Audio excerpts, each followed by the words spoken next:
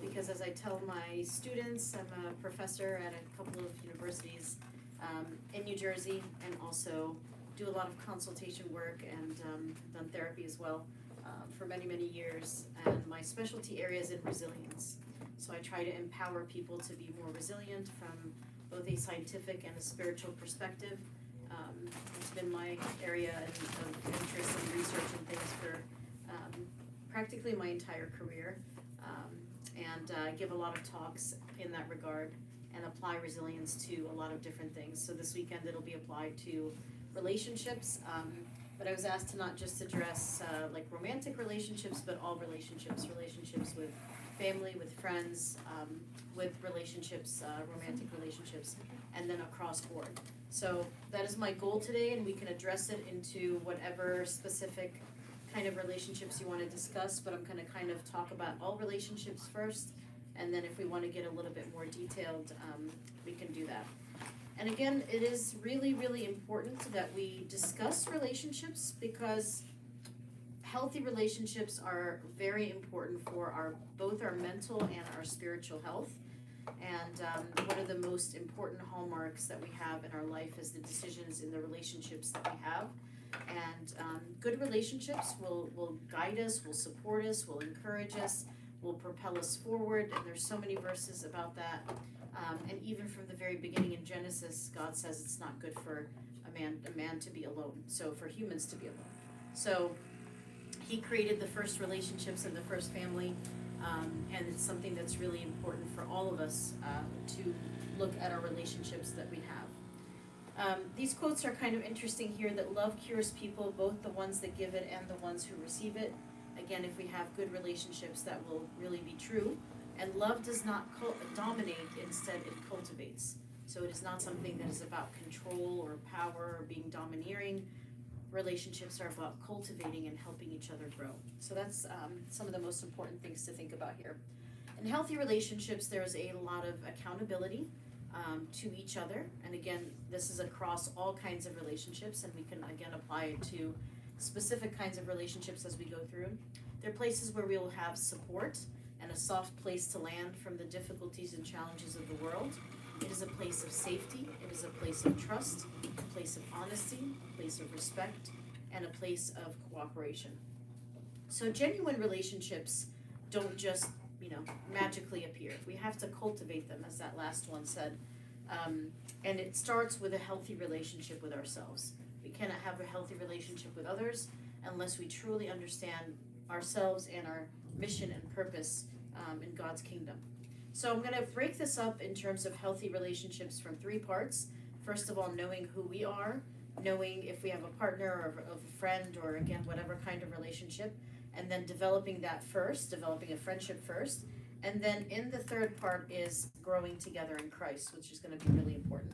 And as we go through this, always know that no matter what is happening, God has a plan for us, a plan to prosper, and a plan for a future and a hope.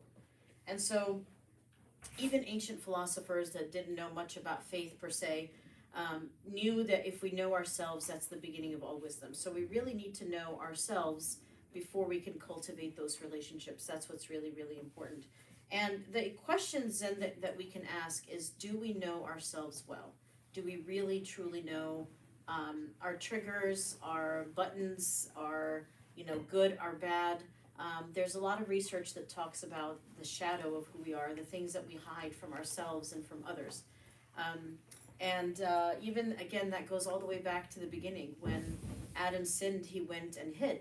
And he went and hid, and God went looking for him. Adam, where are you? So the first time, that we do something wrong, and we go and hide. And so do we know ourselves well? Do we know what we want out of our lives? Do we have a sense of purpose? Do we know what goals we want to achieve? Do we know what defines us and what makes us happy or fulfilled or joyful, or most importantly, having meaning and purpose? And truly that is the purpose of life, is to have a life of purpose. It isn't to, just wander around aimlessly, but God gave each of us talents and gifts, and we can apply those things in our relationships. And of course, that's, a parable of the 10, 5, and 1 talents. But we have barriers to self-discovery, and that could come from, I'm afraid of what I will uncover. I might lack in self-love or self-esteem. And humility does not contradict self-esteem, by the way. So healthy self-esteem knows that I have a purpose, that Christ died for me, that I have a purpose to fulfill on this earth, that a mission that he has sent me for. Some of us are afraid of facing difficulties if we really face who we are. We're going to face difficulties. We're going to maybe stifle ourselves or stifle our dreams. And sometimes there's too much noise around us, not actual noise, not like, sounds, but noise from criticism from people around us, or not enough downtime to listen to God, to hear who we actually are. But to learn more about ourselves, we actually have to face ourselves. We actually have to sit with our troubles. And that is a very difficult thing for people to face, whether I'm seeing them in therapy or whether I'm, consulting with folks about resilience or other things. People have a difficulty of facing themselves because, again, they're worried about what will come up if I face myself head on. So instead of feeling some of the guilt that comes up, we talk about what are you learning from this process, or what are some of the lessons that you learned here? How can you forgive yourself and forgive others along the way? And we can talk about that in and of itself for a long time. We also want to recognize our strengths, because eventually if we recognize those strengths, we can use them in building our relationships. It's not just focusing on all the negative things and all the negative things in the world or in our relationships, but recognizing what our strengths are and our abilities. And then also, again, what is our purpose? What are our core values? And finding inspiration from things that are around us, people that are around us that can be good role models and things like that.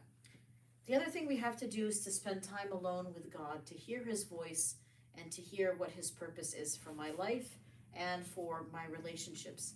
And sometimes journaling helps to write down our thoughts that come up and things that we are going to talk about with God and how we want to solve things. So not going to go into each one of these, but these are some prompts that you can journal about.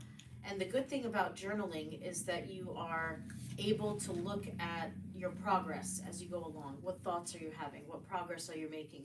And then maybe looking back and seeing where you've had some hindrances, and then come back from that and learn from those areas. So as we go through these areas in our life, some things may come up that we may face resistance. That's quite common, actually. That may not be pleasant, that we face obstacles or criticism. We may even come into some anxiety or depression that we can talk to, counselors and therapists with our Father of Confession, and again, asking what's God's will for my life in many areas. And knowing yourself is really important. Acknowledging other people's experiences are important in relationships. Validating other people's relationship emotions and feelings is really important. It's also just basic things, is to be warm and genuine and consistent and empathetic in our relationships. And remember that we are very, very resilient. So something that will come up a couple times today as we talk, and we'll talk a lot more about this tomorrow and the day after as well, and it's kind of a theme that kind of will go through the weekend, is that we all have character strengths, which are positive parts of our personality, positive parts of our character, that research has identified over 25 years ago now. The field of psychology is about maybe 150 years old, and the field of resilience is about 50 years old. So we're a pretty young field, but this has been remarkable research because around the world we have found these 24 character strengths in people all around the world, regardless of age or any other differences that we have as humans. We have this ability to lean on these character strengths, to identify them clearly, and to utilize them across many arenas of our life. We can use them in our work. We can use them in our relationships. We can use them in our learning and training and college. But we rely on these for a lot of progress, and we'll talk again more about it tomorrow. But strengths are a little bit different than talents. From the scientific literature, talents is more about like basketball or piano, and that the more that you use those talents, the more that those talents grow. These are kind of innate parts of our personality, but we need to recognize them and how we use them to, again, use them across things. The other thing that we have to learn in our relationships is to understand our identity in Christ. And so sometimes we get lost in relationships, we get lost in the things that we are experiencing, but we need to know that we are loved, that we are free, that we are made new, that we are chosen, a masterpiece, that we are holy, we're sons of God and the temple of God, and then also we are bought by his blood. So we have to think about what is the purpose of a godly relationship. There is a purpose. Again, right from Genesis 2, chapter 2, right after the creation, one of the very first things that was said by God is it's not good for man to be alone.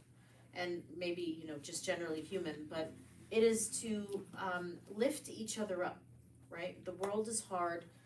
There could be peer pressure, but we want to have some sort of self-control and also to have godly and healthy relationships.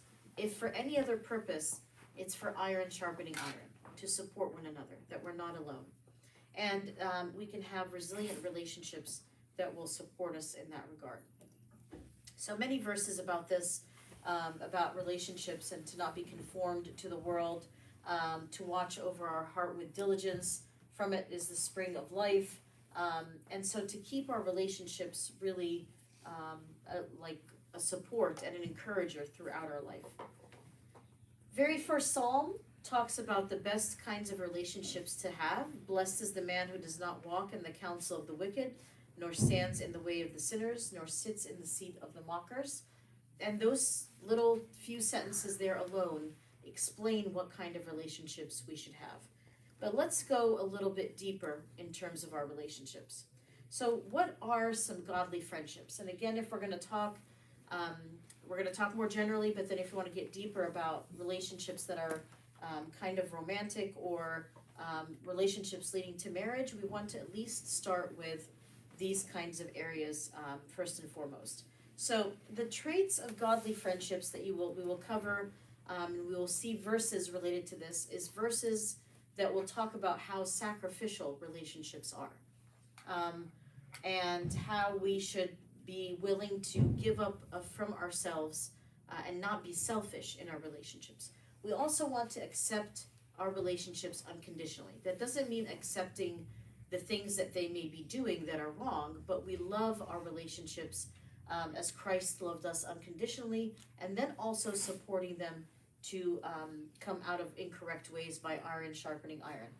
Relationships are filled with trust, and to be able to trust somebody means that you are able to tell them things, that they're not going to use it against you, that they're going to support you and encourage you through it. We do that as a church family. We don't use things against people that they're trying to grow from and learn from. So we have to trust that we can rely on our families and our friends and things like that. A good relationship also does not envy, but instead supports. The envy can break down relationships as well. Good relationships edify each other. Again, iron sharpening iron, building each other up, helping each other grow. When one is weak and falling, think of Aaron and Hur lifting Moses' arms up when his arms got tired. And when they'd lift up his arms, he would win in the battle. Relationships are genuine and loyal, so they don't, fall apart from the smallest thing. Relationships are accountable, where people, if they make a mistake, they apologize, they learn from their mistakes, they correct their mistakes, and, apologize to their friend or loved one. Forgiveness is a whole other topic. I've been giving a lot of talks about forgiveness lately. Forgiveness does not mean you forgot about what happened. In fact, our brain oftentimes will remember. There's actually several regions in our brain that help us to remember when something has happened. So it's not easy to forget, but our job is to forgive. And the Bible tells us to forgive, obviously, 7 times 70, which means it's unending. And every time we remember, we forgive again. And a good friendship shares in our joys and our sorrows, which is really important. So to look at this more in detail, again, there's verses for each of these. Love in a friendship is sacrificial. It is not selfish. It does not mean that you give until you're depleted, right? It doesn't mean to be used by other people. But Christ's love was very sacrificial, always giving, washing the feet of the disciples, giving, always creating miracles that would lift people up. And so in those kinds of things, it is sacrificial, especially in the, like I said, the crucifixion or in the washing of the feet. But think about how you value your friendships and how do your friendships value you so that you can offer relationships to others that are sacrificial. Again, friendships love unconditionally, meaning are you easily offended by your friends? Do you look for their faults? Do you pick on their faults? Do you call them out on their faults all the time rather than, again, looking at their strengths and using their strengths to overcome their weaknesses? So what does unconditional love, think of the prodigal son that we just talked about last Sunday, right? That is an unconditional love, even though the prodigal son was sinful and had run away and took all of his father's money and squandered it. His father loved him unconditionally nonetheless. Again, friends, trust each other. Trusting too easily can be a problem, right? If you give your trust too quickly or too easily, you can be very hurt that way. And so trust is something that is built with time, but when it is built, it is a beautiful thing because you know this person is going to be there for you. You can talk to them about things that are very deep and personal, and they will be there to support you and encouraging you. Can you trust your friend in all kinds of scenarios and situations, or do they leave when when things get hard? Those are all examples of trusting your friends completely. Again, friendships do not envy. Envy is talked about in the commandments that we should not envy, we should not covet what belongs to other people because that hinders relationships. If I only want what you have, then that means I'm not building our relationship or building myself. I'm only focusing only on what you have. Friendships also edify, they instruct, they improve, they help build us up when someone is falling down. It helps us to kind of raise them up and help them to grow. Friendships are very loyal. Again, they don't run every time there's a difficulty or a challenge. Genuine friends stay with you when you are struggling and help you regardless of the circumstances and stay by your side. I mentioned accountability already. Real friendships help you to reach your personal goals spiritually, with work, with your family, with all kinds of things. And they rejoice when you are doing well. But if there's a mistake that has happened, instead of running and hiding or getting defensive, in fact, when we talk about marital type relationships, research tells us that one of the things that mostly will break a marital relationship is people getting defensive. So as soon as you say something has hurt you, if they put up a wall and say, nope, I didn't do that, that didn't happen, that is one of the things that breaks down trust and doesn't help that relationship to flourish. So we can certainly talk about that more. But when your friend is accountable, or your loved one, then we hold no records of wrongs. All have sinned and fallen short of the glory of God. So we need to be kind to one another, even as God has forgiven us. And forgiveness is a whole other topic that we can spend some time on as well. And finally, our friendships share with us in our joy and sorrow. I'm sure we all know people that like to run as soon as there is any hint of trouble. And a good, true friend is with you in those challenging and difficult times and helps to raise you up. And that comes from sharing joy is double joy, and sharing sorrow is half sorrow. So that's a lovely Swedish proverb. All right. We've all heard the verse that we should not be unequally yoked with people. We are fasting, so it can't be that yoke, right? This is actually what the Bible means by the bottom yoke, is oxen when they carry the weight equally. Because if you have a friend that is not equally yoked, and we've all probably experienced this on some level, they will kind of drag you along a little bit, and you'll feel down and, not really respected, not really supported, not really helped. It may even drag you down into the wrong path. So we definitely don't want friendships that are unequally yoked. We also want to talk about godly romantic relationships because, again, God created the first family when he created Eve for Adam as a comparable helpmate.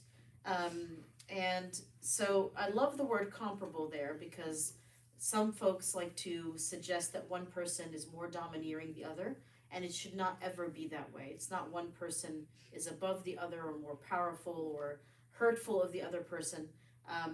But they are supposed to be fulfilling God's purpose of holy, edifying relationships. They're supposed to reflect God's glory and sovereignty, and relationships should provide companionship and expand his kingdom and helping each other to reach his kingdom. Marriage is really important. Believe it or not, it has physical health benefits for good marriages, but there are also problems that can arise. There are specific roles for wife and for husband. There's roles around, what the spouses can provide for the family and for their children. There are things that may come up with intimacy. Believe it or not, there are 5 types of intimacy. They should be built throughout the relationship, but physical intimacy comes at the very end when those others have been built really strongly and comes within marriage only. And we can build with Christ resilient couples and resilient families. And there's chapter 5 of Ephesians talks a lot about Christ loving the wife as Christ loved the church. And then for Proverbs 31, that describes a Proverbs 31 woman, what that looks like in the Bible. So there's certainly equality, but also major differences in terms of what happens in that regard. So a godly marriage is meant to, again, fulfill God's calling on their lives, to build each other up, to help each other, to serve each other, and to serve God, and to help each other reach a spiritual pinnacle and spiritual peak. And godly marriages also stand the test of time. And so if you've built this relationship in a very healthy way, it'll stay steady even as time changes and circumstances changes. It doesn't mean that just because things change that person or problems that may arise that we should just give up. And there is plenty of counsel out there that can help people if relationships get shaky or are not being helped in some way. Because we talked about selfishness already in other relationships, it is important to know that this is not a place to be selfish either. The relationship between husband and wife exemplifies and mirrors Christ loving the church, and both of them edifying each other and lifting themselves up for the kingdom. So it's about sacrifice, love, and service. So that becomes really, really important as well as we go through this. And of course, there's verses about this.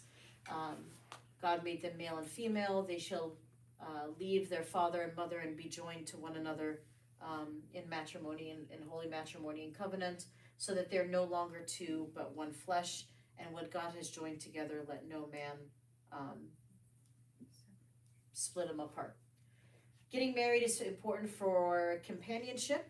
It's important to be as a helpmate for producing godly children, to fulfill our divine command, and again, to picture Christ with the church in those things. And as I mentioned a minute ago, there is lots of research on this, that good, healthy marriages lead to longevity, so we can live longer, believe it or not.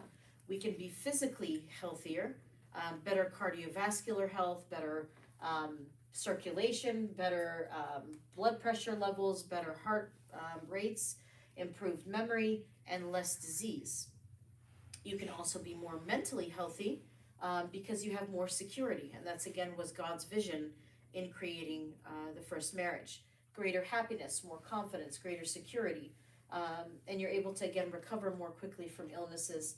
You're able to have a more peaceful life, and you are not alone. You have a soft place to land with how difficult the world can be.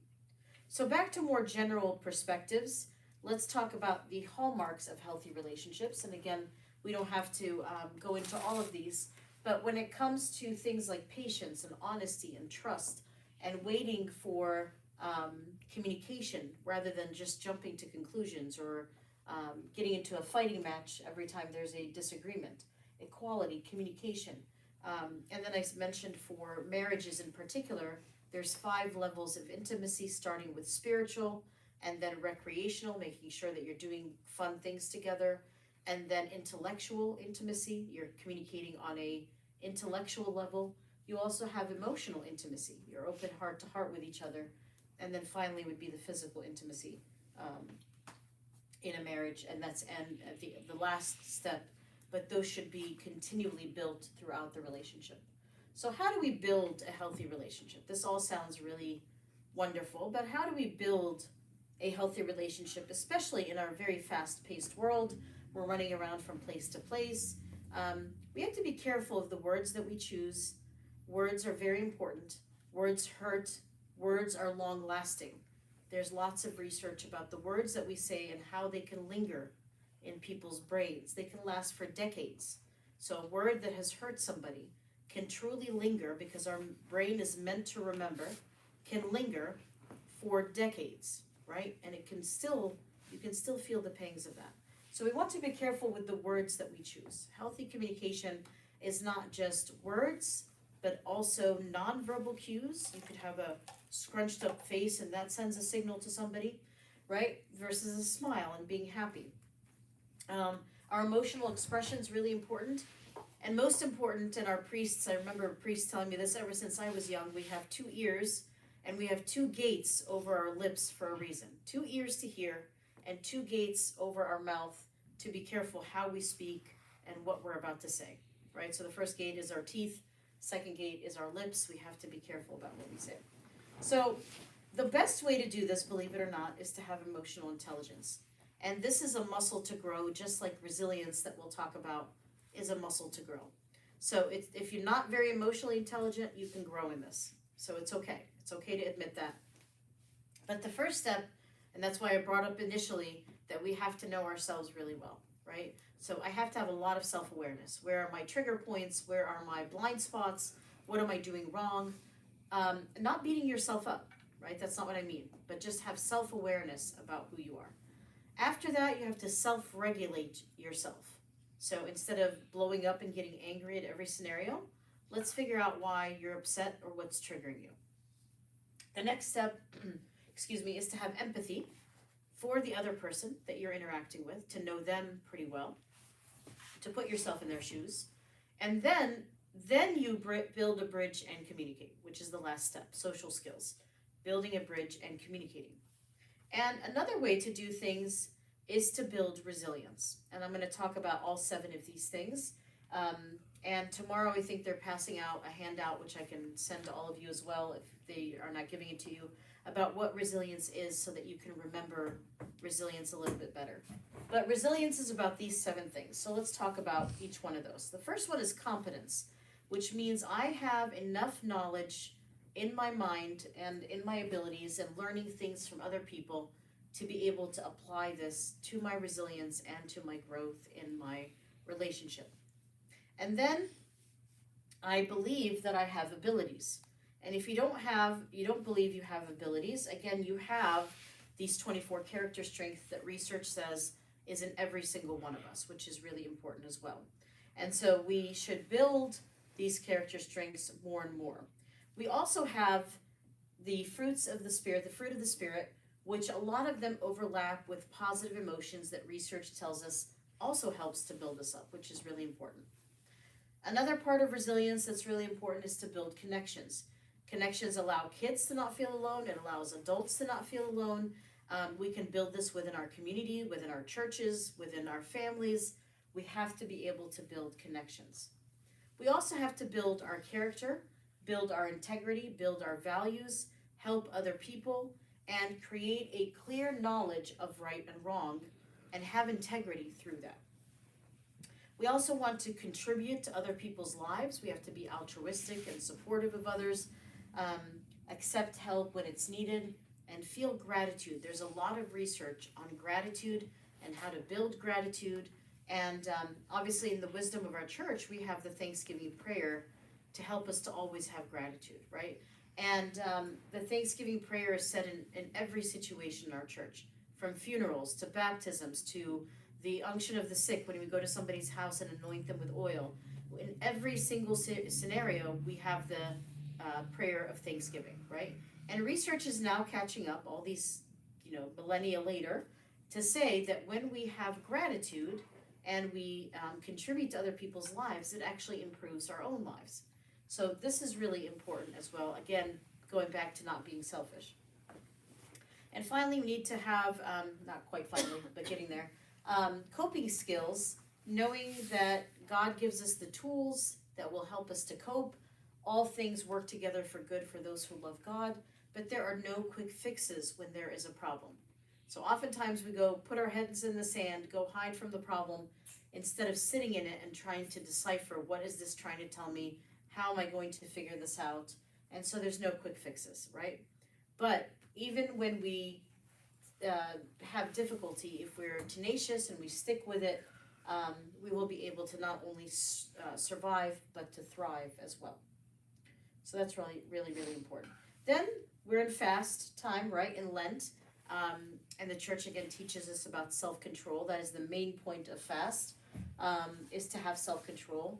And this helps us to stay away from unwise choices, helps us to make clear goals and habits, and that contributes good things to relationships. Because if I'm doing good habits, I have integrity, I will choose my relationships wisely, and I will deal with those relationships wisely as well. And then also we have to have active listening. So when you are talking with someone that's your friend or your spouse or somebody that you're trying to get to know better, you have to have active listening. That means putting the phone down and making eye contact with them and being interested and having an actual conversation. This is becoming, unfortunately, a lost art, right? We're multitasking all the time and doing 100 things, but active listening is, I have to pay attention to what's being said, mirror it, see if you understand it, ask questions to see if you understand it. And this is crucial for resilience, because how can I develop a relationship if I can't process what the other person is saying? Another really important thing is finding the right time and the right place for communication, not just jumping on people when they're stressed or tired or hungry or just coming home from a long day. Finding the right time and place for communication. Taking a break and cooling off when things are getting a little bit stressful or tense or heated. Focusing our discussions on 1, 2, or 3 points, not pulling in things from 10 years ago. Do you remember when you did this to me 10 years ago? Not only does that mean that you haven't forgiven, right? But it probably means that problem isn't resolved. That's why you are remembering it 10 years later. So if that's the case, we really need to sit down and talk about this point so that we can discuss it, solve it, and then it's done and it's gone. Again, we want to identify what the problem is, focus on the real deep causes of things, avoid bringing up past issues unless they're still present today. Compromise, be flexible. One of the greatest hallmarks of resilience is being flexible, being adaptable, growing, learning. Relationships also have to have some sort of autonomy, but also while maintaining connection. And then if I wanted to talk about resilience really specifically, resilience is not the absence of difficulty. We all are going to have difficulty.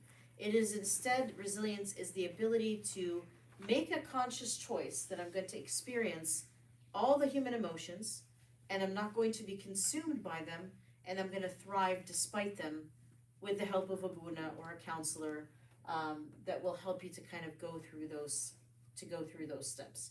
So the American Psychological Association has these as kind of hallmarks to help us with resilience. Again, making connections is really important. Making sure that you're not seeing the problem as insurmountable, meaning I can't overcome it. You can overcome it. Again, with Christ, we can do anything. Sometimes things are going to change, but if you have good relationships, the relationships should stay steady during those changes. And we have to accept that change is part of life. That's the one constant, actually, that things are going to continually change. When that happens, we create goals, make good decisions, look for opportunities of self-discovery, nurture a positive view about ourselves, not beat down on ourselves or beat down on others, keep a hopeful outlook, and then take care of ourselves through those struggles and take care of others, which can be really helpful as well. And again, if we're going to be very resilient, we have to balance many different things. For example, we balance our spirituality, our physical health, sleeping enough, eating correctly, managing anxiety, managing depression, having intellectual health, doing things that are intellectually stimulating, doing things that are good for our relationships, and being healthy emotionally as well. And so in doing so, we will have more health and wellness in that regard. Another important thing to remember is that if we can't change our circumstances, we can change our attitude towards them, or we can change our perspective about them, right? So sometimes we look from a negative angle at things rather than trying to find a solution and finding a way around that difficulty and around that challenge. So to summarize resilience, and again, I can go into this for days, resilient children, but also resilient adults, that can be really, really important as well. In order to have resilient relationships, we need to have meaning and purpose. We need to have a positive outlook. We need to be connected spiritually. We need to be connected to each other in general, have flexibility, connect with each other emotionally, and have clear communication. The other thing that we need to take into consideration is the 5 love languages. Who's heard about the 5 love languages? A lot of you have, right? We used to think that this is just for romantic relationships, but it can be applied to anything. Your kids, your coworkers, your family members, your friends, right? And knowing what your personal love language is, so we have all 5, and we like all 5, but maybe they're higher, one's higher for me than another one, but we probably have all 5. So let's say one of them is words of affirmation. If you like words of affirmation, then your friend or your partner or your kids or whatever should speak positive words to you, because that's uplifting. If there's this quality time, make sure you're calling them regularly or taking them out to lunch or having a cup of coffee with them. So that would be spending quality time. So speak the other person's language, and they should speak yours. Another important thing to consider is that you only see the tip of the iceberg. We only see issues. Underneath those issues are different personalities, are different emotions, are different needs, are different perceptions, are different self-esteems, are hidden expectations that we have, and unresolved issues from that person's past. All of that bubbles up to the surface and you see an issue, right? Try to go beyond the surface, try to go deeper. You'll learn a lot more about the people around you. So before you talk, listen. Before you read into something or react, think. Before you criticize, wait. Before you pray, forgive. Before you quit, try. So again, in order to have resilient couples, resilient friendships, resilient kids, resilient everything, express gratitude, know your strengths and use them, savor positive experiences and good experiences. Research tells us that when we slow down, we actually take in good emotions, and those emotions stay with us in a banking system in our mind. And then we can withdraw from them when we're having a difficult time. Have positive emotions, examine your story of resilience, and then have kind of random acts of kindness and altruism. One more thing I want to show everybody is I love this picture, and I have this hanging in my home office. It is a self-portrait by Rene Magritte all the way back in 1936, so about 90 years ago. And I love this picture because there's a lot of hope in here. This person is looking at an egg, which seems to have no hope. It's not moving, it's not functioning, it's not doing anything. And yet eventually that egg is going to turn into a bird. So always think that there is hope and potential and growth, even in something that doesn't seem to be flourishing in that moment, and work towards that in yourself and in your relationship with other people. And that is it for me. I will put my contact information up here if you need to contact me after today's session. The left QR code goes directly to my business WhatsApp, and that one goes to my website. Thank you. Heck yeah.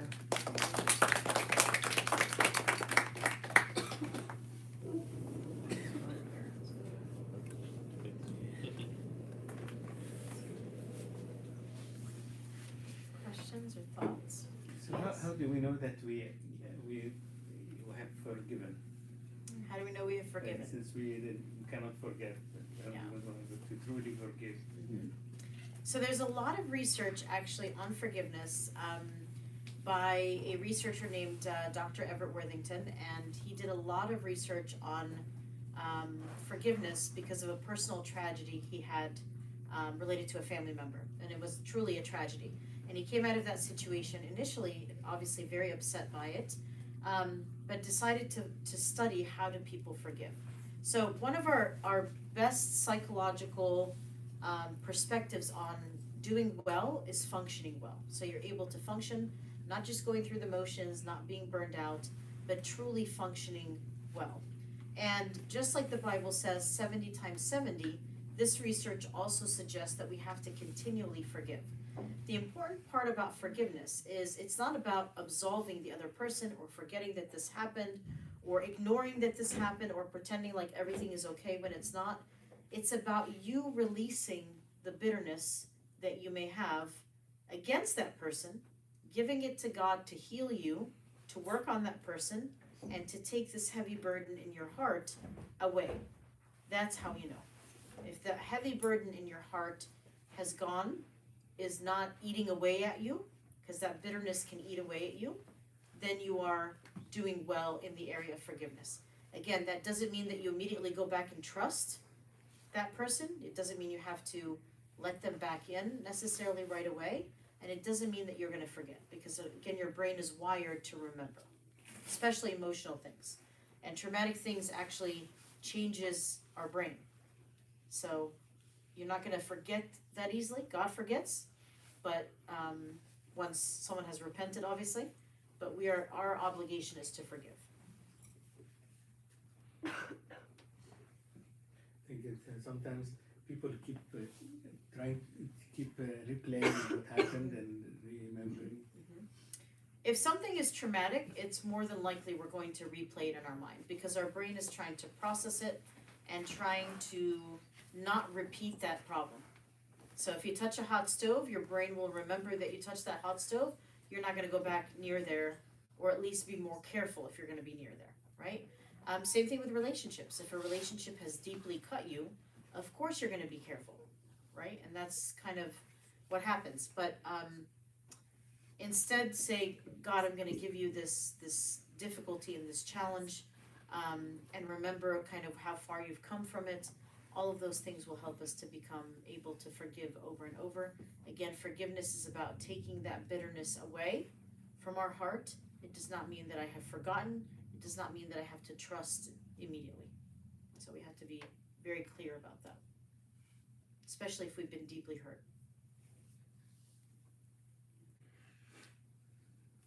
Can I ask a question? Yeah, please. I loved what you said about, I think there were like some stages about like building the healthy relationships. You talked about like the first step is like knowing yourself, Yep.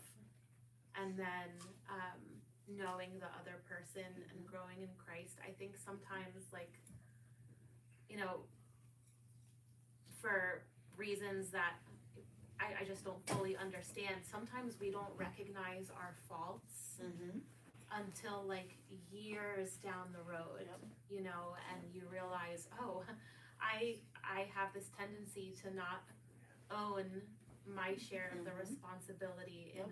in a disagreement, or you know, an unwillingness to apologize. You know, I guess what are the steps that someone should take to know themselves? If the first step is to know yourself, how do you really spend the time and the effort to uncover maybe some of your own faults? You know, I think strengths, you know, some people know their strengths because it's maybe taken them to a certain point in life.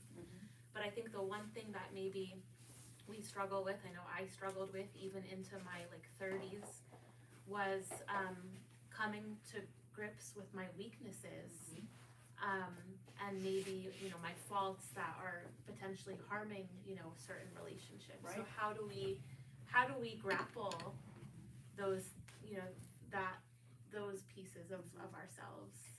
Yeah, and it's important to know that we all have strengths, like you're saying, but that we also have some areas to work on. And it doesn't necessarily mean that I'm a failure, but it's areas to grow and to learn and to be flexible and to adapt. Accountability is key to building relationships, because imagine if your friend came to you and said, you know, last week you said these things to me and it really hit me hard. It really, really hurt me.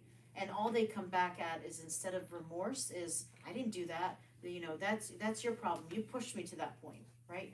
Imagine how that hurts, that you're already hurt and now they're not apologizing, they're not taken aback by it, they're not willing to grow from it. And so that is a big, number one, it's kind of ego, right? And that means that my pride is more important than my relationship, which is a big problem.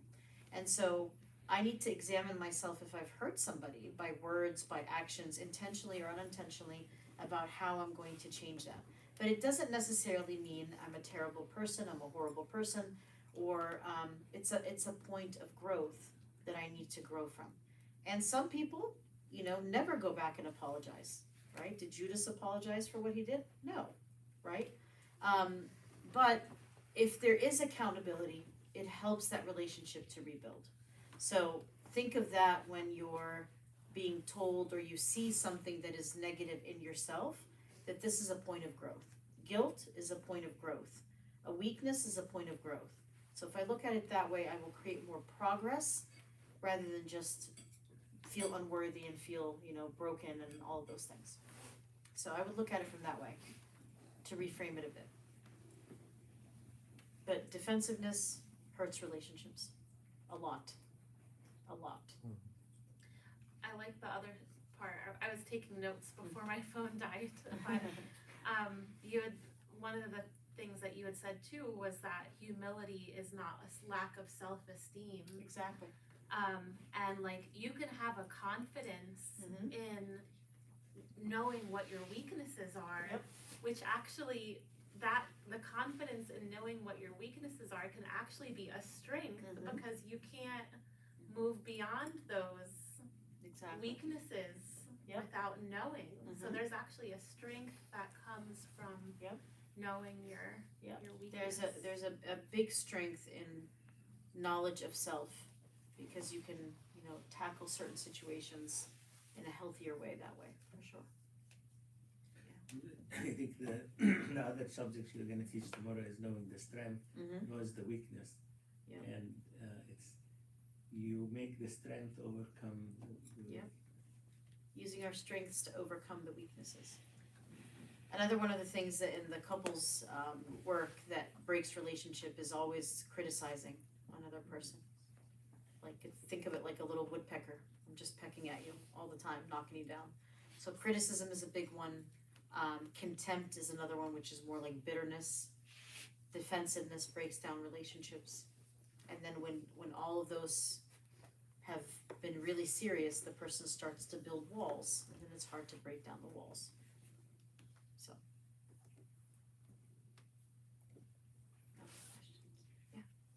And I was just wondering if anyone, I have multiple questions, so I don't wanna steal the So do whole I. time. As you can tell, we're married, so there's a lot going on there.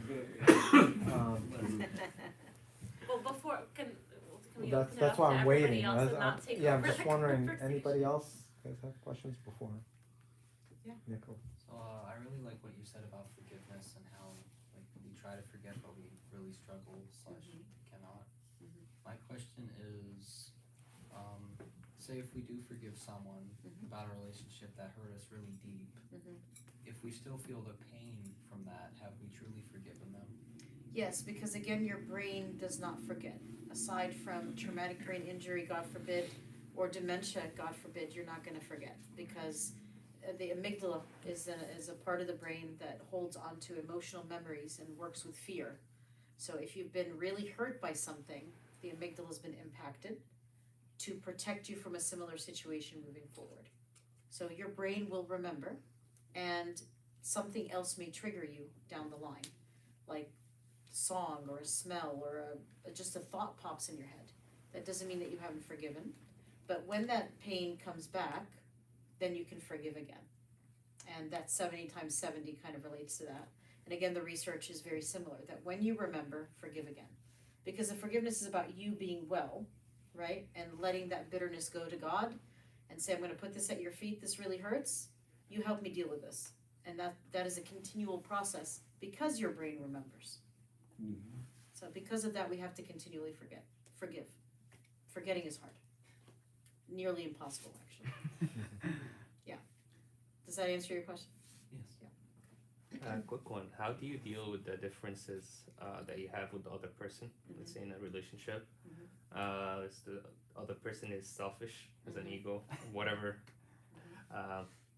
and from your perspective, you can't accept something like that, or you can't live with it. How do you deal with that? And if you have to deal with it, how do you manage dealing with it? Should you leave?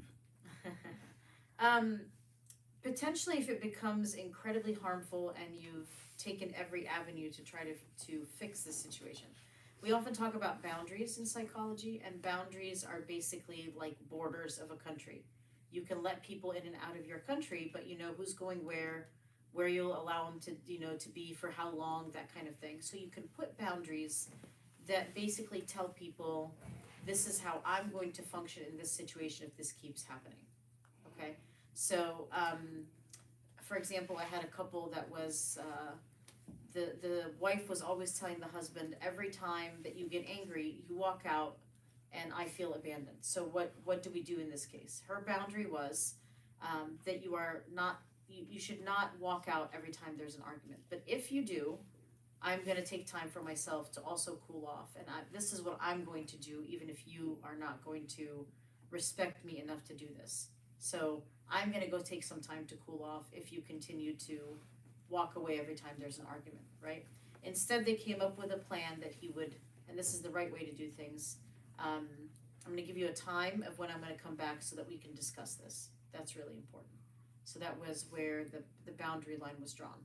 But if you do this, I will do this kind of thing is the boundary. It's not retaliatory, right? It's not a retaliation. It's, this is what I have to do to feel safe kind of thing. So drawing a boundary is really important. But it doesn't mean you're shutting out the relationship necessarily. It just means this is how I protect myself if this continues to happen. To verbalize that boundary. Yes. Because some people won't verbalize it, they'll just go. No, you have to verbalize what the boundary is. All right. If you continue to yell during an argument, I'm going to go to another room until you cool down. That is a boundary. All right? Because you don't have a remote control to make that person's volume go down. That would be nice, right? Volume down, hit mute, and they will be silent. So they're going to continue to yell. So if you yell, I'm going to leave the room until things have cooled down. That's a boundary. Okay. Hope that helps. Sorry, so let's say you've identified an unhealthy relationship and you've come to a breaking point where you've decided that that person is probably better off not in your life, possibly because they've hurt you to some extent. Is it possible to still forgive someone and not let them back in your life? Yes. Because forgiveness is about you releasing the bitterness and the sadness to God, and God's going to heal my heart and work on that person. And that opens up room for them, maybe for God to change them. You know, God changes hearts of stone to hearts of flesh, as it says in Ezekiel. So it's God's space to change that person, and it's my job to just forgive. I'm not going to be bitter. I'm going to say maybe, you know, even on the cross, Christ said, Father, forgive them, for they know not what they do. So if they truly know what they're doing, would they really do that? I don't know. If they truly know God, would they hurt another person, especially after you may have said several times, this is hurting me, this is hurting me, this is hurting me. But yes, your obligation is to forgive, which is a release. So it's really for you. And that opens the space for your healing, and God's going to work on their heart too. So, yeah. So I guess this kind of goes off of what you just said, but I've heard like people say like forgiveness is only for me. And I was just wondering like how much is it even about like the other person? Is he like, does it affect the other person? Because I feel like it does affect the other person to some extent, but Yeah. like forgiveness is also about like talking to God and releasing that to God. So Yeah, so when we say it's about me, I don't mean it from a selfish perspective, it means that I'm just releasing that. Otherwise, you have all this bitterness that's gonna eat away at you and, isn't healing you, and maybe you have negative thoughts about that person, right? Wish something bad happens to that person. We don't wanna have that kind of thinking. We want God to deal with that person. God is just, God is, working on that other person's heart and all those things. We don't want to have that bitterness, right? And so we're gonna let it go. And actually, again, there's physical health benefits from that and mental health benefits. And if that person changes, that's great. But it doesn't mean that I always have to let them back in if they're harming me in some way. Yeah. That's where the boundaries come in.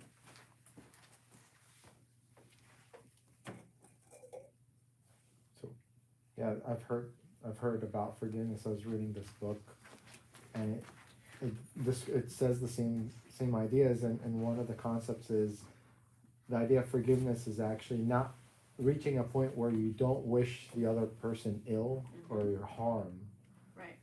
Or you don't wish revenge necessarily. You still could want justice and demand justice, and that's acceptable, but as long as the line doesn't cross into revenge and wishing them ill. But yeah, you can walk away if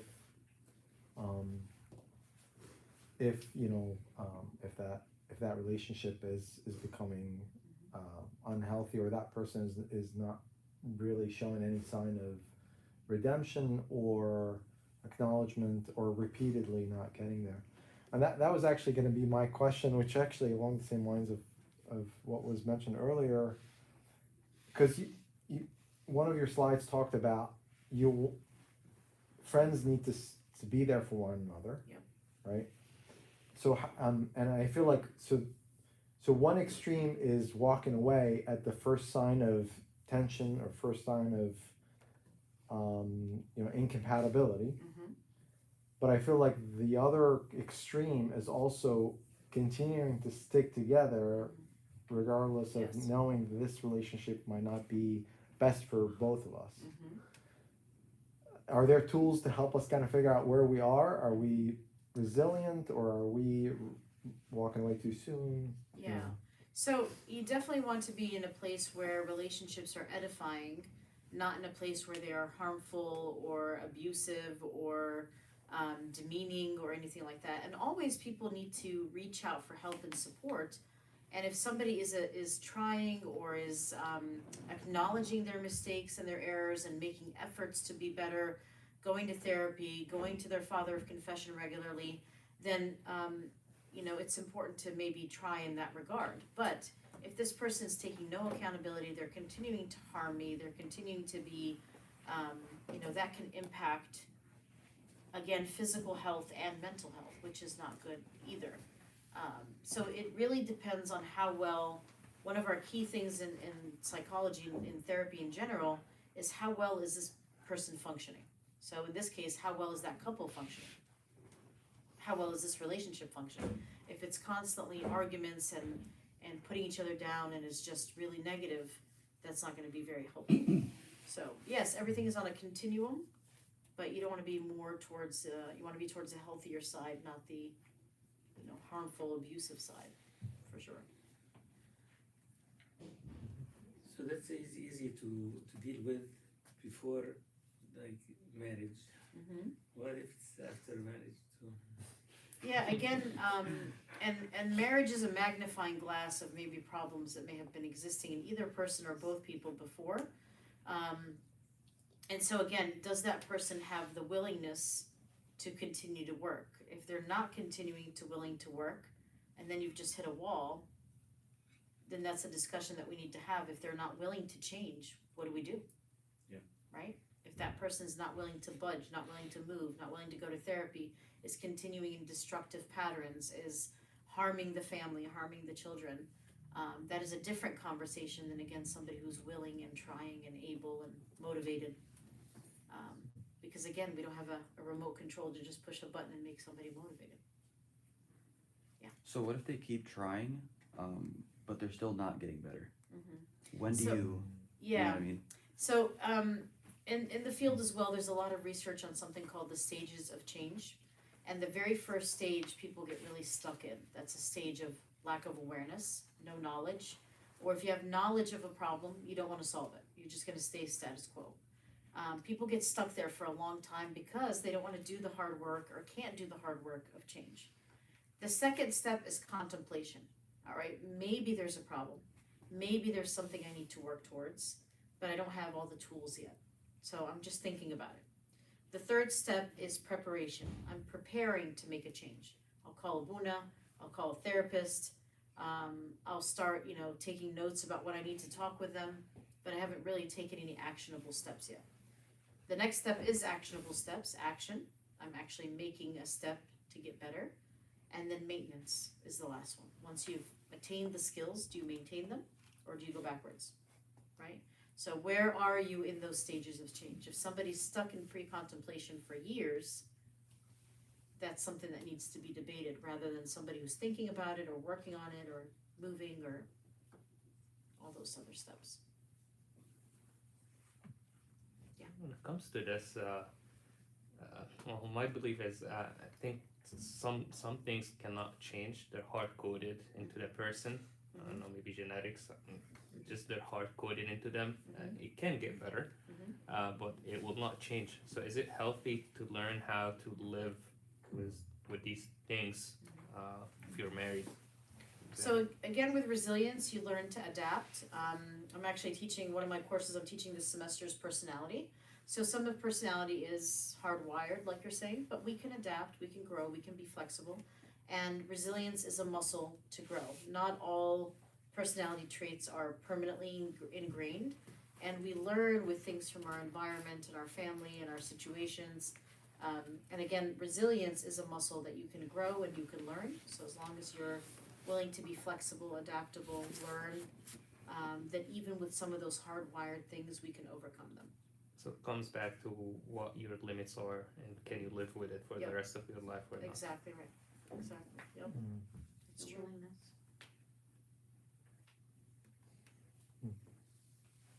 Would you say the rules of it vary depending on the type of relationship that we're speaking about? Like to Abuna's point, there's a marriage relationship where, we're kind of commanded to, obviously try to stay together.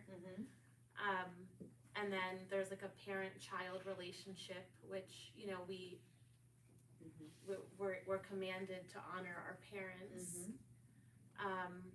But would you say it's different when it comes to like a friendship or a romantic relationship? Would you say the rules apply differently there versus? Just in the sense that the commitment is a little bit different, right? Like you said, the marriage is much more of a commitment both in heaven and on earth legally.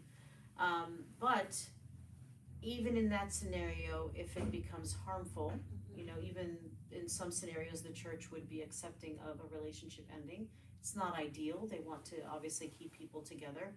But in general, again, where are you on those stages of change? Even if that relationship in a marriage is not working, but they are willing to change, then you're in a different place from somebody saying, I'm not changing, this is who I am, I'm not doing anything. If you feel like you're continuing to be hurt, it doesn't matter.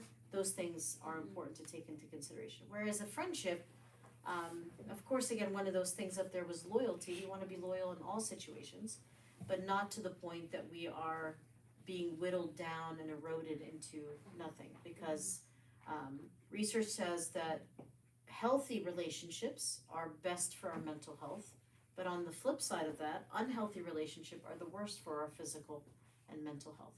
So how much do we continue to be whittled down? And again, it does depend on the relationship because one is more of a legal and spiritual commitment and others are not as much. So that's a little bit different. If it's a job, for example, and you don't have a good boss, you can just say, I'm gonna apply to another job and find a better non-toxic environment and leave. But you can't just do that with your kids or your parents or your spouse. You could. Yeah, I'm just saying. You could, but the consequences are a little bit different. Yeah. So in the setting of like a friendship or a romantic relationship,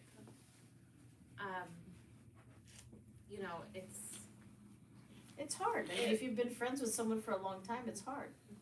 But again, is this a healthy relationship? Is it edifying? Is it, is it building us? Are we building each other? Are we just tearing each other down? Right? And it's hard, and there's grieving when there's an end to a relationship.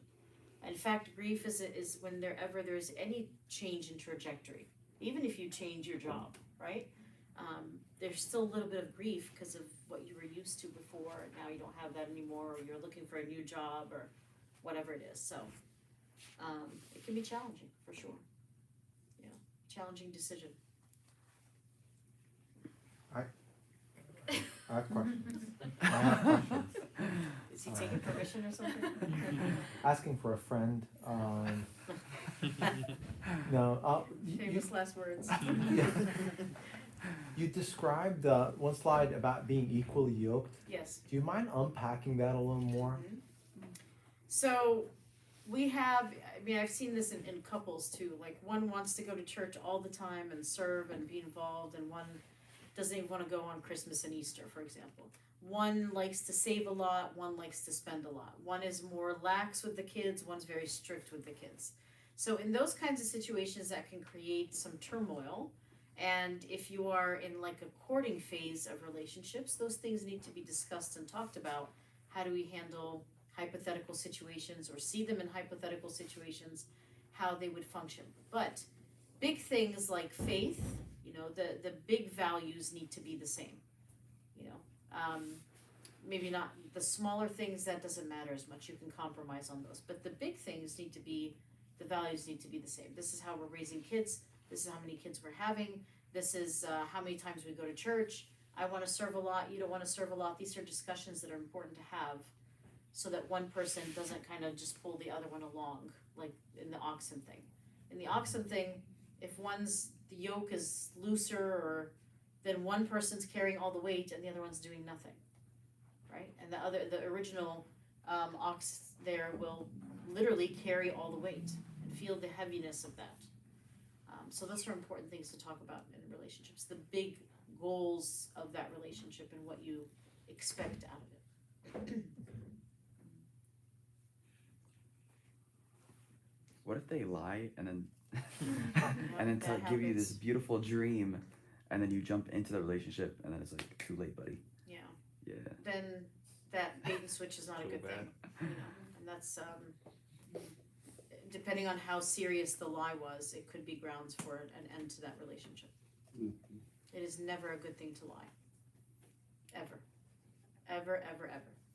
So what if you're in a equally yoked relationship, like friendship with someone, but then in that friendship it becomes over time unequally yoked? You need to address it and communicate about it and talk about how that is, again, heavy on you potentially. How that is, again, like those oxen dragging you along and making you feel kind of heavy. Establishing boundaries and ground rules for how to move forward, and that's important. It's really important to openly communicate in any relationship, so that there isn't anything hidden, like you're saying, lying, or maybe that's where iron sharpens iron comes in. It used to be this way, now it's this way. We used to go to church together, now you don't go to church anymore. So bringing those things up is really important too.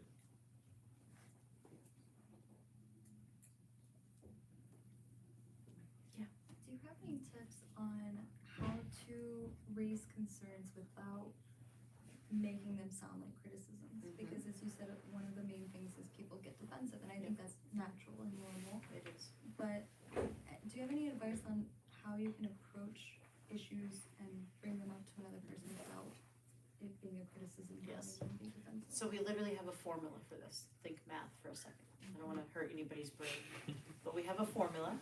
When this happens, I feel blank.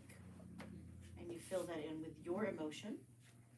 And that hopefully elicits in the other person some empathy, because they don't want you to feel hurt or sad or upset or anxious, right? So if it is a good relationship, they will hear that as empathy, and they will feel empathy towards you and then work towards a solution. But the key then is to make that solution last, maintenance, right?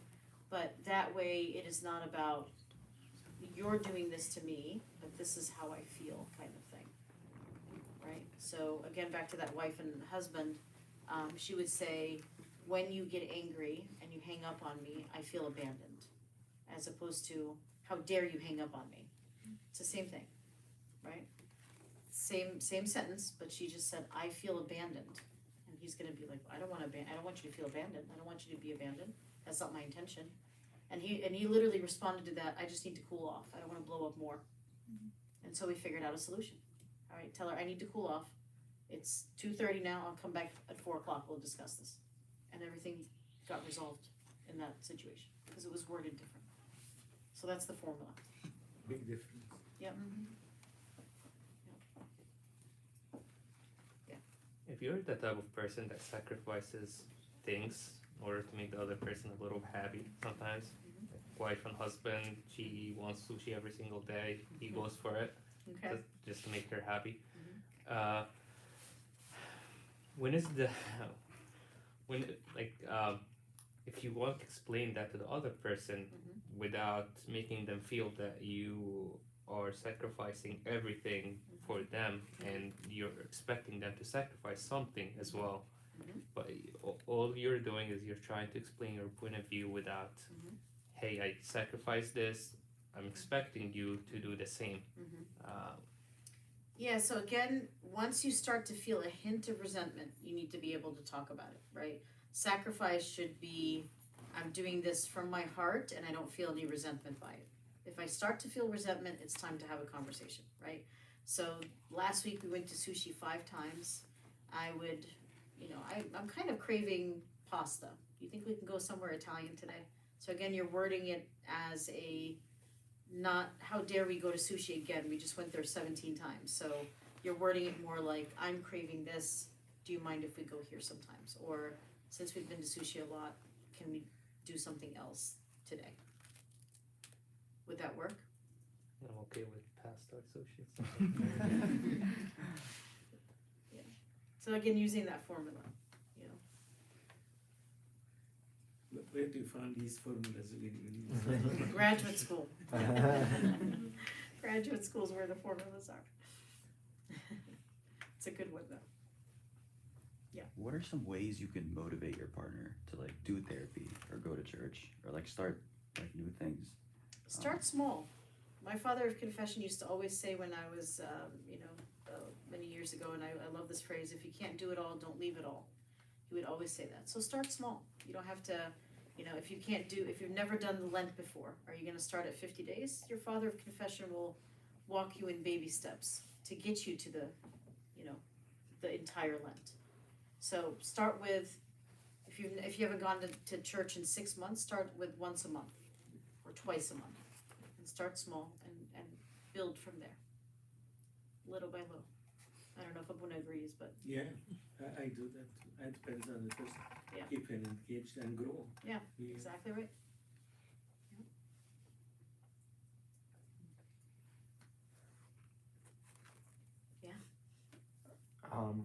So is there any research on the number of potential relationships that can be those types of relationships where you really invest? Because to me it feels like time is limited in general. Is there some research about like on average, you can't have 10 healthy deep relationships, you can only have so many or whatever? It's not about the number, it's about the quality. So you could have just a handful of friends, but they're really deep, good, supportive friends. You can call them at 2 a.m. if you're in a crisis, and they will listen and answer the phone.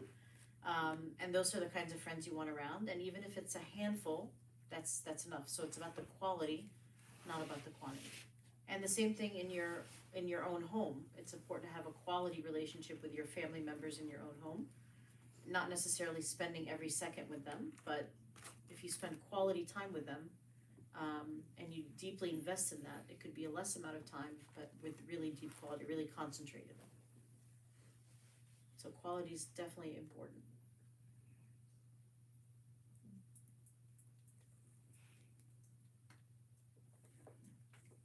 Do you have any advice on,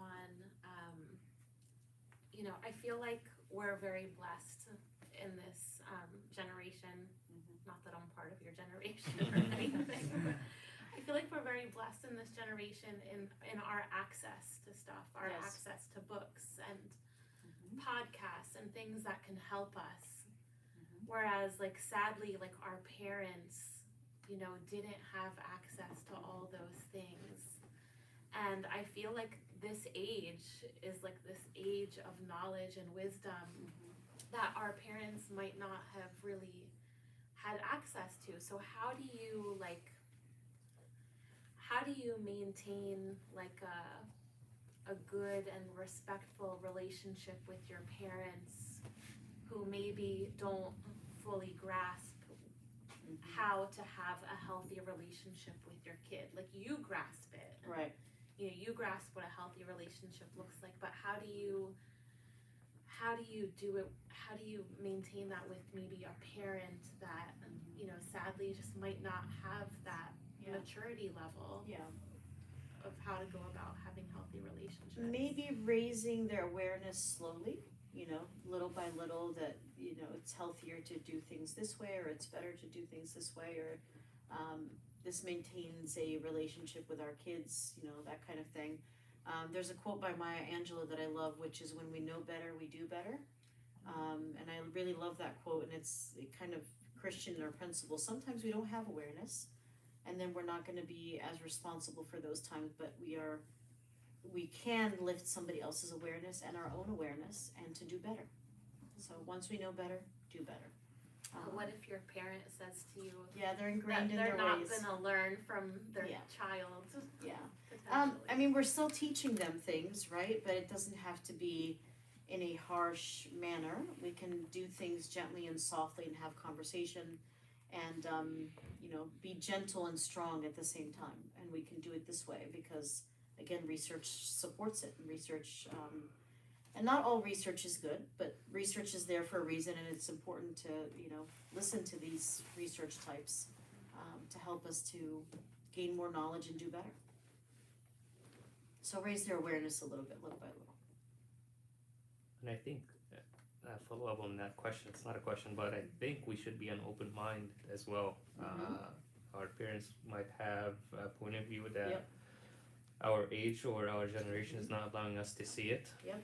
But when you're aware that you want to communicate your theory, your point of view to them, but you also need to take some time, think about their words and Yeah. how they see a situation, for example, and sometimes it makes sense, sometimes they're right. It's Yeah. sometimes both They of us have are wisdom. right. Yep, sometimes both are right. Absolutely right. So both perspectives should look at both perspectives and come up with a good answer on how to deal with the situation. Absolutely. That helps.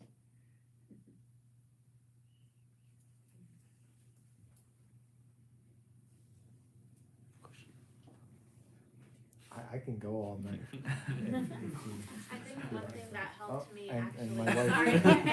My wife. Your iceberg picture, you know, and you know, remembering that, like, we have parents, but our parents also had parents. Yep.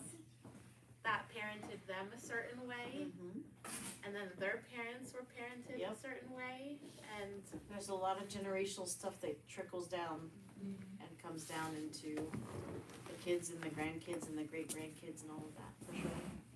It's a good point. The culture would be. And the culture. Yeah, and it's like, not their fault yeah, It's not their fault. necessarily Yeah. because their parents, you know, maybe taught them a certain way, and it's what they grew up in. That no of us was righteous, but that's by his own standards at that time. Our standards, if we get righteous, we have a high standard. I was gonna say, like, I think that, yeah, like, it's true that, like, people may grow up in, like, certain circumstances which can, like, influence, like, their worldview and, like, how they may, like, healthfully or unhealthfully, like, interact with relationships. Like, it's important to, like, acknowledge that that could influence people's mindsets, but I feel like we should also, everybody should still be, like, accountable for how their actions affect other people. Like, it's an like, I think I learned, like, it's an explanation, not an excuse. Yep. Yeah, I say that all the time too.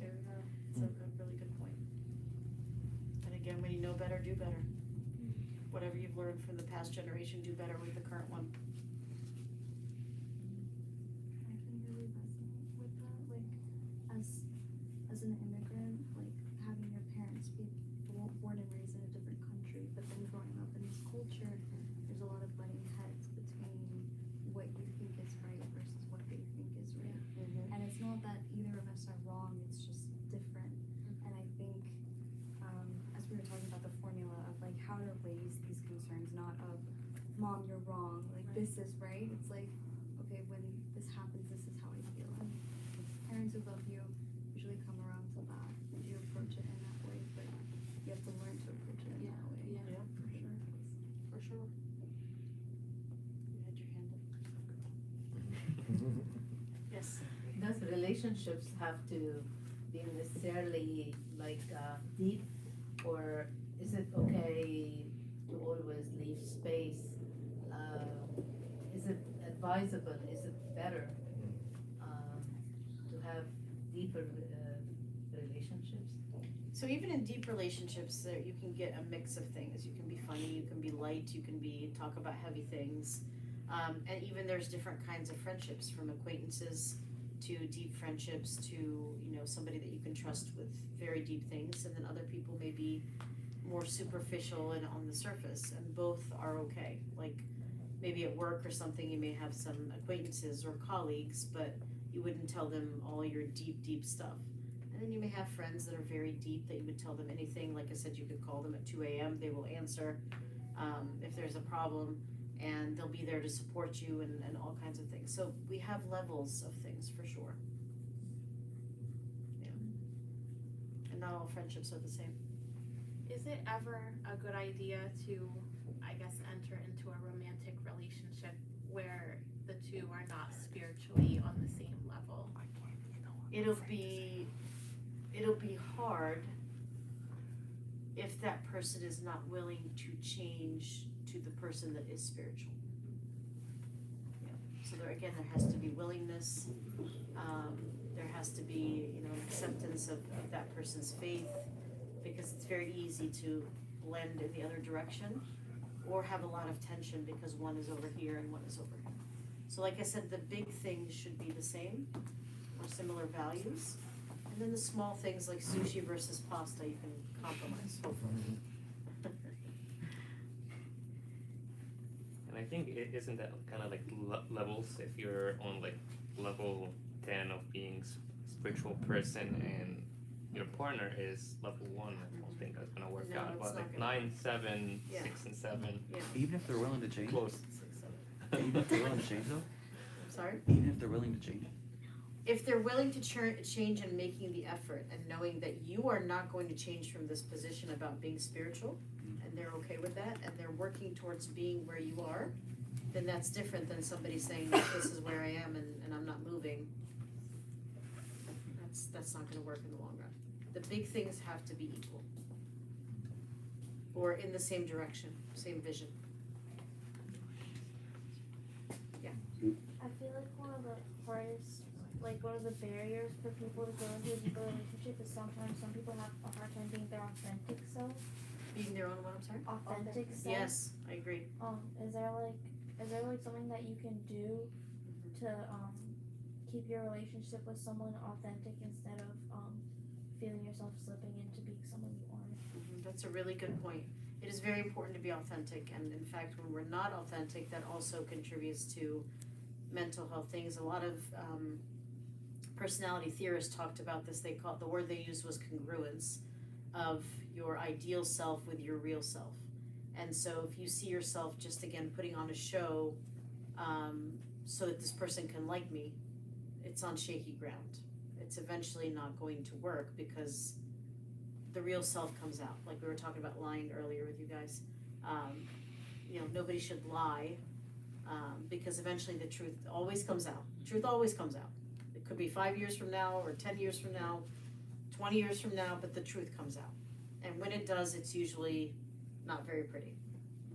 Okay, and things blow up and explode. So it is important to say who you really are and be who you really are. But obviously, again, you know, improving on things that we need to improve on, our weaknesses and things like that as well. But great point. Excellent point. But also there's relationships where you do that, but there's relationships where you don't have to do that, right? Depends on the commitment level Yeah. to the relationship. Absolutely. And again, there's levels of friendships, right? You don't have to go very deep with the acquaintances, but the deeper relationships you do go with, you go deep with. And that falls back on trust, and building that trust, Absolutely. because that's not always easy. It's not.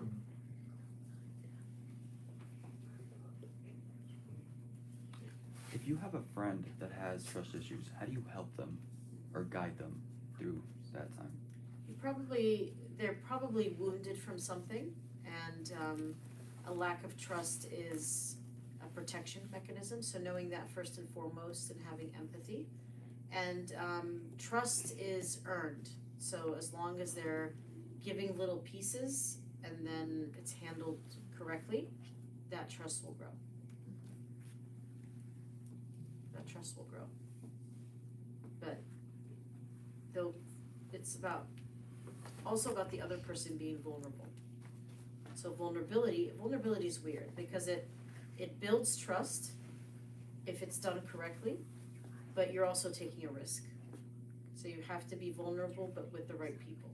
If it's with the right people, it will build intimacy and trust. If it's done with the wrong people, it will injure and harm.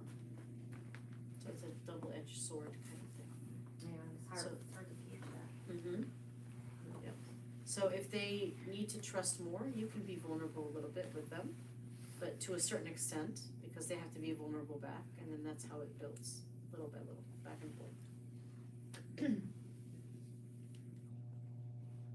That's what you were saying, like, don't trust very easily. Yeah, don't trust very easily. It's built slowly.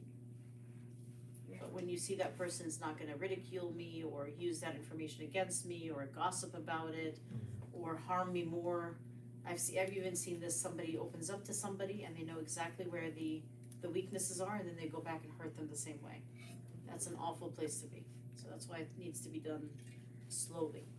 Yeah, and even then because I've had this happen to me personally, where I'm giving a little more as far as being vulnerable and trusting someone. And then, you know, trusting the person enough to think that everything's cool and it's gone so far, and you share a little bit more, and then they turn around and start talking about it. Yep. And you're like, you double back. Yep. A lot. And Until it can be built again, or maybe even I cut it. you cut it. I cut it completely. It's I'm probably done. wise, yeah. Yeah. And again, if you're being vulnerable, the expectation is that they have to be vulnerable too. That's how trust is built. It's not a one-way street that I'm just gonna tell you all my news and all my information and all my weaknesses, and then you say nothing back. It doesn't work. That's a ground for potentially being hurt, like you're saying. Because I'm telling you everything and you're telling me nothing. It doesn't work either. How can you not let one situation break that trust that you've been building for years? So a situation that could break trust in that relationship, or somebody's hurt somebody and they don't wanna drag it to the next I relationship? don't know, maybe a silly thing at first, but at the moment.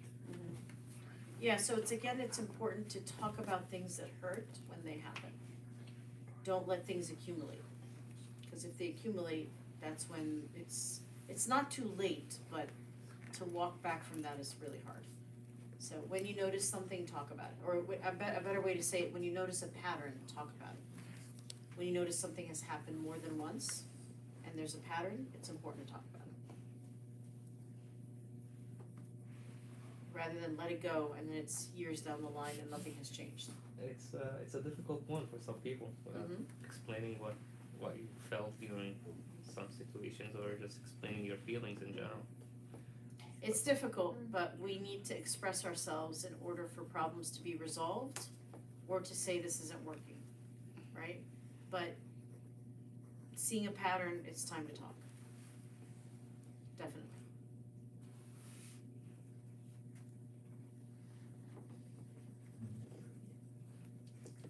not to be offensive, describing the pattern, because it's something which is not pleasant.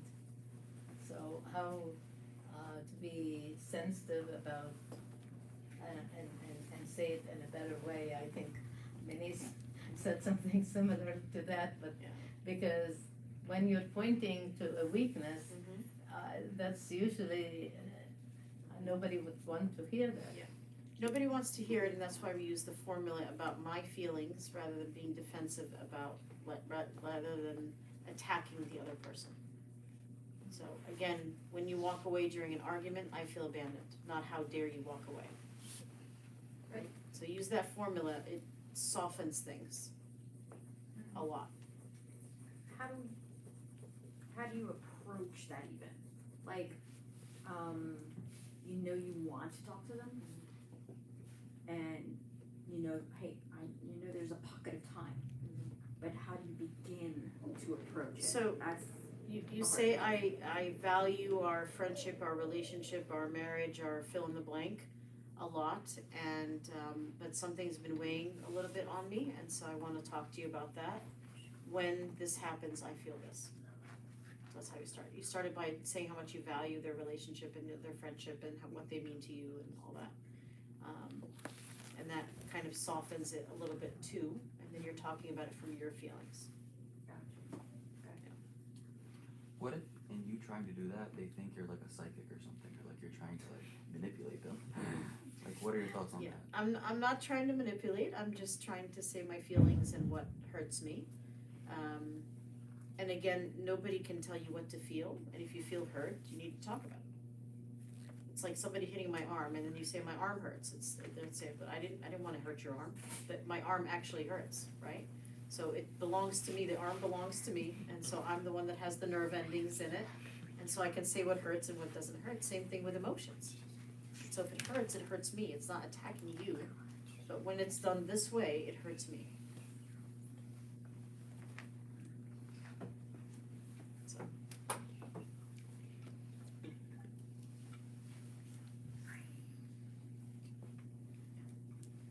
Just a comment. I've on that same topic. I feel like it's also it's complex because I feel like it's both ways, because you can be hurt, but you can be also just naturally that may be one of your weaknesses as a person, is that you are overly sensitive. So the danger is that you could potentially see a lot of hurt when there wasn't that much hurt. Maybe in a pattern, that's a pattern in your Pattern is important, yeah. In your personality. It's okay, it's just something to be aware of and to be mindful of. To me, it makes it even more complex, because you can't tell, am I overreacting or am I reacting appropriately? That's true, but again, your feelings are your feelings, and it's up to the other person to validate your feelings. And then if you're saying, this is my pain point, don't do it again and again. That's important too. So, in that couple that I was talking about, the husband was not seeing why it was a big deal that every time he left, she felt abandoned. And then they started examining that more, and it was determined that when she was a child, this happened to her a lot. If her family was upset with her, they would leave her and walk away. So he was carrying past wounds, and if he continued to do it, what does that say about how much does he care about her and her past wounds, or he only cares about walking away in that moment?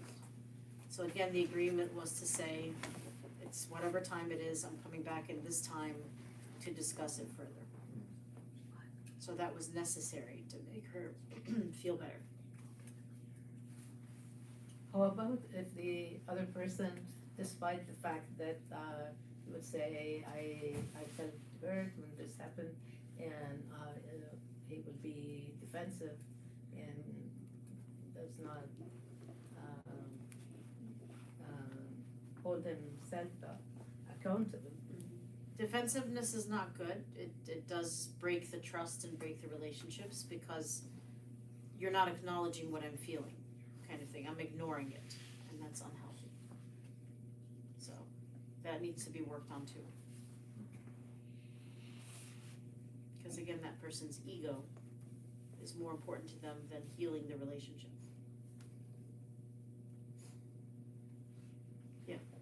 Yeah, just one observation, and there's many, of course, but the value of sitting around together and discussing common things from different angles is so valuable.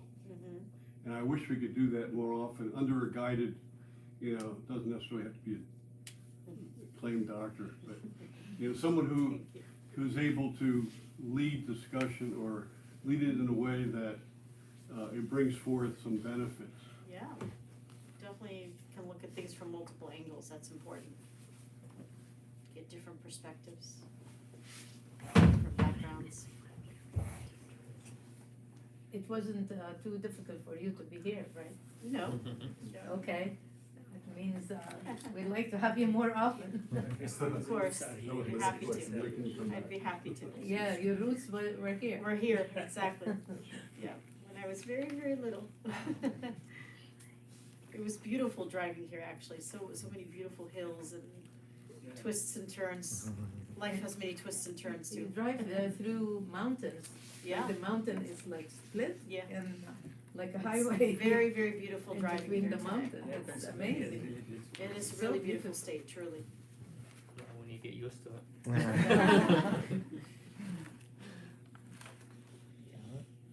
I'm happy to come anytime. On that note. Thank you. Next week, same time? Next week, same time. This was recorded, right? Thank you. Thank you. Thank you very much, Christine. Thank you. Bye. Thank you so much.